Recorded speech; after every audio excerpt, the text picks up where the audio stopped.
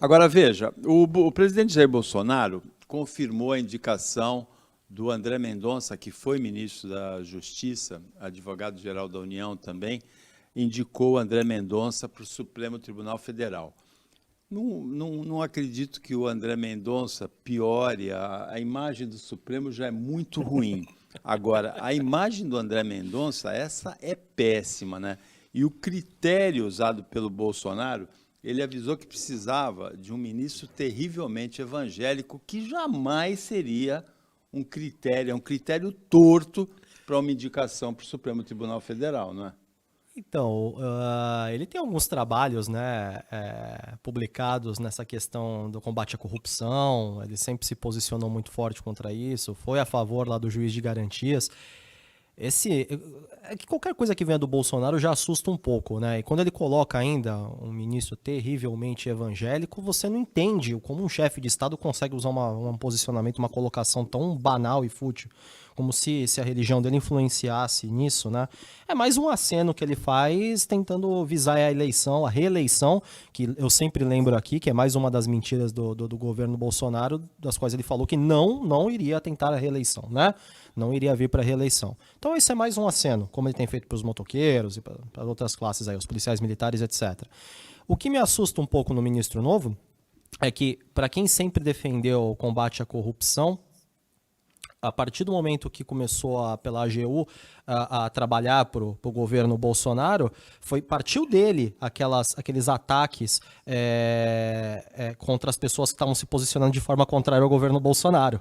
Foram expedidos por ele. E o STF, sabiamente, mandava arquivar tudo, porque isso é um absurdo, né? Eu xingo, eu critico, eu ataco os desmandes, a rachadinha, todas as coisas que estão acontecendo, a CPI que está rolando hoje, aí, que envolve o nome dele várias vezes por prevaricação, entre outras coisas, eu poderia ser preso, porque eu estou atacando o governo, isso pode trazer algum problema. Então partiu dele. Então a gente percebe que toda vez que alguém se aproxima muito do governo Bolsonaro e se mantém, a queda na carreira da pessoa parece que acontece do dia para a noite, né? Despenca. A gente tem que ver as cenas dos próximos episódios para ver se vai ser mais como é que eu posso dizer, um braço direito aí, né, do nosso querido presidente. Uma estatística levantada no final da semana passada mostra que o ministro Cássio Nunes Marques, indicado pelo Bolsonaro, já se posicionou 20 vezes favorável ao presidente nesse período em que ele está no Supremo.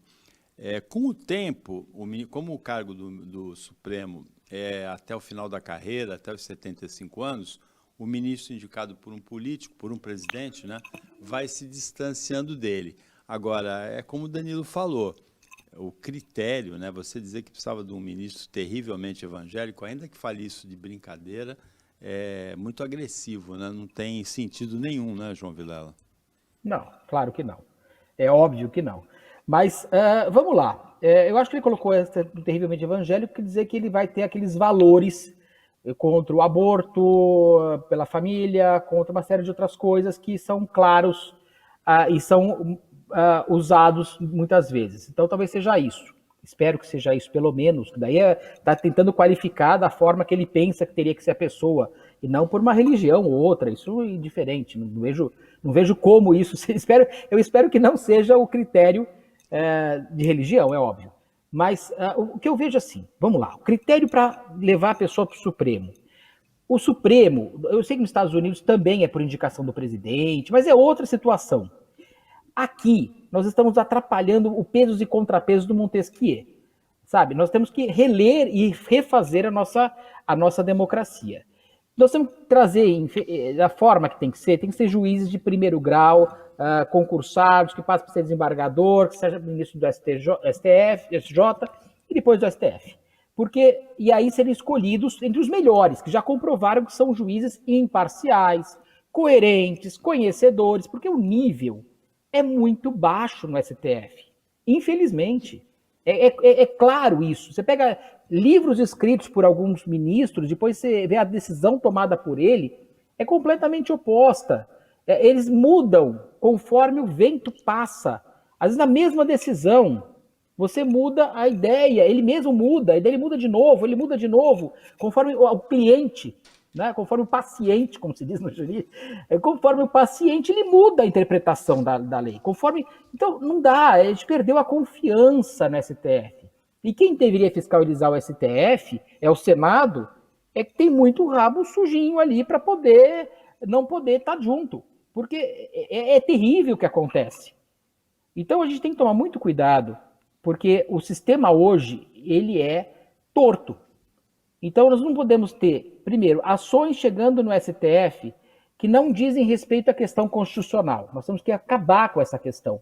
Isso está atrapalhando muito o país. Às vezes, quem decide certo não é o primeiro grau. É o juiz concursado, que está lá, que sabe o que está fazendo. Quando você vai subindo a escada, parece que vai torcendo a coisa e vira só político. Então, não dá. E outra, ele não pode decidir coisas do dia a dia, porque é um Supremo completamente inchado, caríssimo. Aliás, como nossos poderes todos são muito caros. Então, o Brasil tem que ter essa mudança, e essa mudança vai partir da população, porque elegendo deputados federais, senadores, coerentes, éticos, com projeto, com clareza, é que a gente muda. Eu não vou reclamar do André Mendonça, porque ele tem um passado que teve uma certa um combate à corrupção, como o próprio Danilo colocou. E parece bem sério nesse ponto, mas vamos aguardar cenas dos próximos capítulos. Nesse ponto de decisões incoerentes, só para citar o ministro Gilmar Mendes, ele votou pela suspeição do Sérgio Moro no caso do julgamento do Lula, né?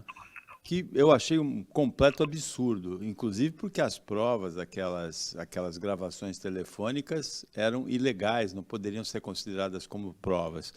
Mas ele mesmo não se considerou suspeito quando ele julgou o caso de um empresário do Rio de Janeiro, do transporte coletivo, Barata, sendo que ele era padrinho de casamento da filha do empresário. E aí ele não se julgou suspeito, mas ele julga o Sérgio Moro suspeito. Mas aí que tá, Paulo, o Toffoli, ele foi acusado agora, ele não se colocou suspeito da acusação contra ele e se julgou inocente. O Alexandre de Moraes, ele fazendo atos ditatoriais, mandando prender, quem faz isso é o Ministério Público, que pede, faz o pedido. Ele pode denunciar o Ministério Público, o Ministério Público faz e ele se julga impedido, se é contra ele. Nós temos que ter um mínimo de coerência dos fatos, para contrabalançar os poderes. Porque nós estamos tendo hoje, nós não temos o parlamentarismo, que é o parlamento que mandaria, nós temos o primeiro-ministro, é óbvio, nós não temos o executivo também, porque tem que ter esse tomar lá da cá com o legislativo, nós temos um judicialismo, é um novo sistema de governo que nunca foi experimentado no mundo. Hoje o Brasil sofre no judicialismo.